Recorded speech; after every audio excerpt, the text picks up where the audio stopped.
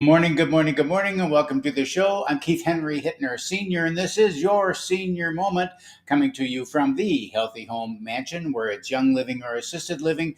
You can make your home a healthy home, and it all starts with you. And it begins right now with episode number 244 today, Bubbles. Linktree in the bio, free products, free downloads, free home market evaluation. And if you're enjoying watching your senior moment, share it online and comment. Likes are nice and appreciated. Shares are even better. 13,370 push-ups, sit-ups, deep knee bends program to date. 100 so far this month because it is the first day of the month. 3,100 is the monthly goal. 100 we're up to today. 100 calisthenics per day. Push-ups, sit-ups, deep knee bends, and toe touchers. Okay. Bubbles, tiny bubbles in the wine, make me happy, make me feel fine. Don Holm made the song famous in 1966. And who remembers the Lawrence Welk Champagne Music Hour? With the bubble machine pumping a flood of bubbles across the bandstand as the saxophones and the clarinets sang their song. But what happens to bubbles is always the same. They pop, they dissipate, and disappear, leaving a residue behind. It might be on the floor, it might be on the rim of the glass, or on the edge of the tub. A residue that needs to be cleaned up. In 2007 through 2009 was such a time. There were millions of bubbles that had popped and left a real estate residue that took another 5 years to clean up. In 2008, the average interest rate was 6%, just a little over 6%. By 2011, rates had fallen to about 4.5%, historical lows by any measure. So the question that I am most frequently asked is, where are we now, and are we in another real estate bubble? Webster says a bubble is hollow and light, a thin film that is inflated, something that lacks firmness, solidarity, or reality. Booming economic activity ending in sudden collapse.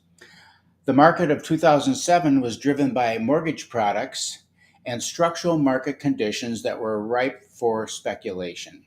Stated income home loans given to people who would not qualify for a typical normal mortgage. Cash back at the closing table was a common thing for a purchase mortgage, 100% finance. So if you were buying a $200,000 house and it appraised for 230, you could walk away from the closing table with $30,000 cash in your pocket and still have the house and have no money invested into the transaction. So investors were snapping up rental properties and doing just that. They weren't really investors, however. They were speculators, and they were speculating with someone else's money. So, of course, in order for that to work, the properties needed to appraise for more and more. So some lenders partnered with the appraisal company to ensure that high appraisal and develop schemes to defraud the mortgage companies and the public. Now, this is a simplified version of what was going on, but the result was the crash of 2007. And major reforms in the industry took place through Dodd-Frank and other legislative initiatives.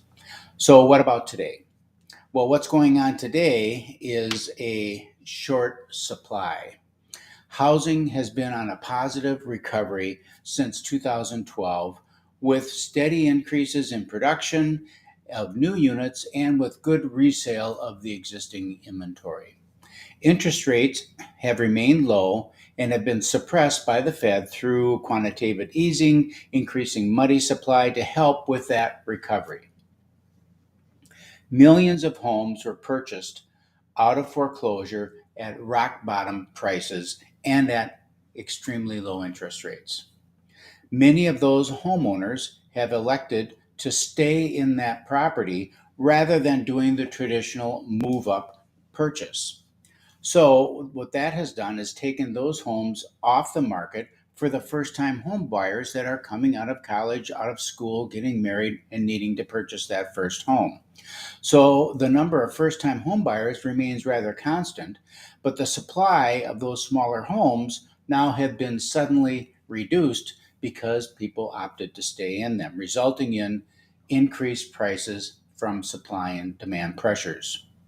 Throw into the mix a 2.75% interest rates, encouraging more buyers to act now, buying ahead because they were encouraged to do so, and the supply chain issues caused by a number of factors, including the pandemic and a number of other things, and you get a very pricey market. Pricey, yes. Bubble, no. It's a function of supply and demand. Now, something will need to happen to either allow for supply to increase or demand to fall. Increasing interest rates will help taper demand, but unless rates go to 8%, we will still need to address the supply side of the equation, and that takes time and materials. So, there's substance to this market. It's not hollow. It will correct like all markets do, but I don't believe the elements are in place for any kind of a bubble burst or another crash. People who purchased in 2018 and thought they overpaid are looking like financial geniuses today.